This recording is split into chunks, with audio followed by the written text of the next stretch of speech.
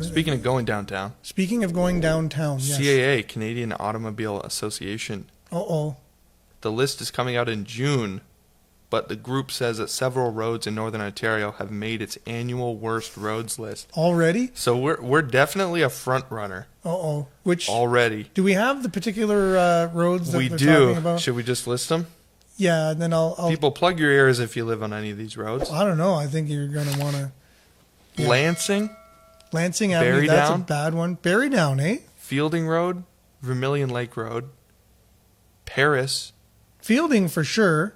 Vermilion Lake, I would think, would always have been like that, other than when it was first made. Yeah. Regent Street.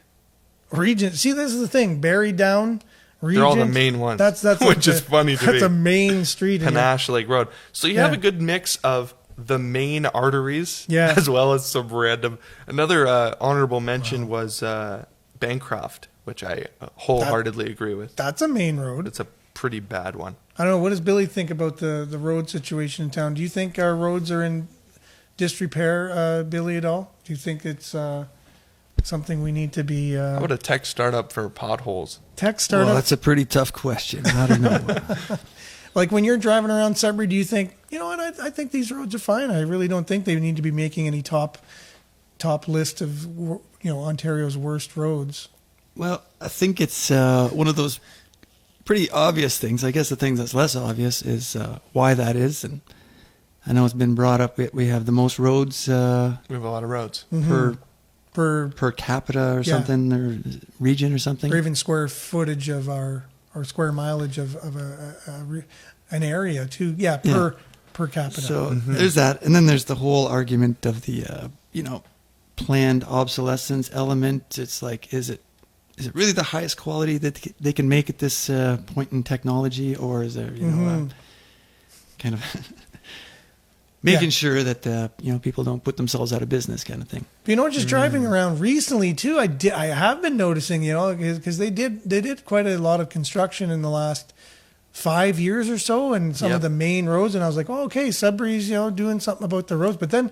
Just lately, I've been just driving in different parts I don't normally drive in the city, and I was like, whoa. Yeah, this road is incredibly bad. I think this was the worst winter I've ever seen as far as... because one day a pothole's not there, the next day it's like a sinkhole almost. With water on top of it, so you'd never know. That's the worst. The water, it hides, how damaging... that actual pothole, or how deep it is underneath the water. So I figure realistically it's probably like a whole bunch of factors, kind of like you could take any industry or any product, like refrigerators, and compare it to like 40 years ago. It's just like every element's kind of they've been looking for more economical ways to do things, and with the roads seeing more and more traffic and bigger trucks, and so the trucks you I think really are bigger. Point the finger at anyone. I think the trucks are bigger since the 70s. Hey Billy, did you notice they used to be a lot smaller in the 70s, and now they're a lot bigger? Sure. I was being facetious. No, I'm talking about. I think these transports are probably maybe they might have some more weight on them now, but like you said, I think there's other reasons why the roads are like that, right? Economically, maybe they're kind of trying to save some money too with the materials they're using too, trying to make a little bit of who could be cutbacks. against some saving money, right? Yeah, like the quality. So let's say you had to put in, so you're saving $1 million on this project by maybe the quality of the asphalt you're using, or how deep you're going to dig in order to, to do this road, That's what I'm thinking it is. I think it's just kind of cutting a few corners here and there. And then the roads don't last as long. And then all these things like you were bringing up, the big trucks and the weather and all these things just really impact. But I remember not too long ago, an expert from one of the universities in Ontario saying to the CBC host who was interviewing him, who mentioned these things, that's why our roads are really bad. And he stopped him and he said, no, your roads shouldn't be that bad, because there's roads that are, further north of you that last 30 years. So there's something local that's the problem. So they should be lasting 30 years, and the people building them should give a warranty or a guarantee on them. And if they start falling apart, it's up to the company that paved the roads to fix them, and it shouldn't be up to taxpayers. Well, we have building codes, right? Yeah, that's I what I wonder mean. if the like the fact that Sudbury's a mining city, like do we have more bigger trucks? Are they taking more of a beating compared to like other, these other northern roads? Do they have that? Possibly. No, it's definitely possible. That's definitely But possible. compared to other parts of Northern Ontario, yeah, I don't know if you can make that argument.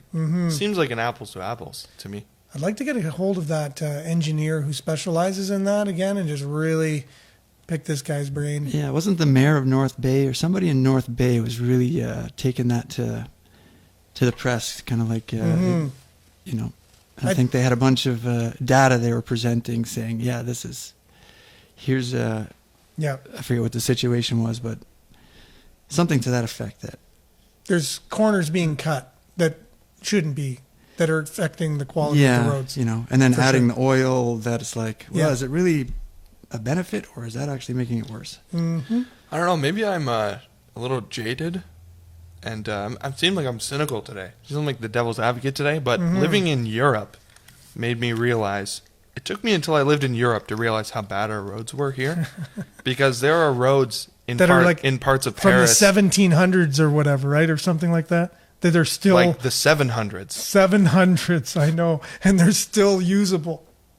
It's like, why can't You can complain about the weather, I but know. like they got 1,000 more weathers than we had because it's a 1,000-year-old road. Probably a couple of earthquakes thrown in there. Over time. Concrete to me is, if it's done correctly, is like concrete's the bomb. It's Concrete an amazing is the bomb. technology that we're not using. Like we make our bridges out of concrete, but we don't. They last roads. for 50 years, yeah. And we make our road out of asphalt, and we go, I can't believe this thing isn't lasting. It's like you have the answer right there. Yeah, I don't know. Concrete's the way to go, man. I know it costs more up front, but does it though? I don't know. Maybe not even. That's what I heard. That was the argument I heard. What's the current going rate for asphalt paving? It's like $1 million a kilometer, I think. Yeah, there's something that needs to be looked into, because I know that's a lot. As a kid, I spent a lot of time in Sault Ste. Marie and going across the border, and all their roads were concrete. Or the mix, right? And they're still there today. Like you said, they're still there. Could be something to look at. They're finally starting to get some cracks in them, but they last. You gotta acknowledge the salt problem. Yeah. The trucking problem. Yeah. The weather. Change in temperature, like the differential problem. Yep. And then the plowing. The For plowing sure. problem is like the plow knocking hard. loose is because it's constantly it's really rough on the roads. So we'll anyways. We'll have to solve this problem. Come up with become part of this tech bubble downtown, and I'd be into it. Come up with a new solution for our roads.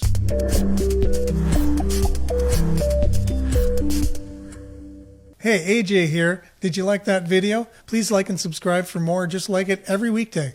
Share it with your friends so they can stay up to date with all Sudbury news.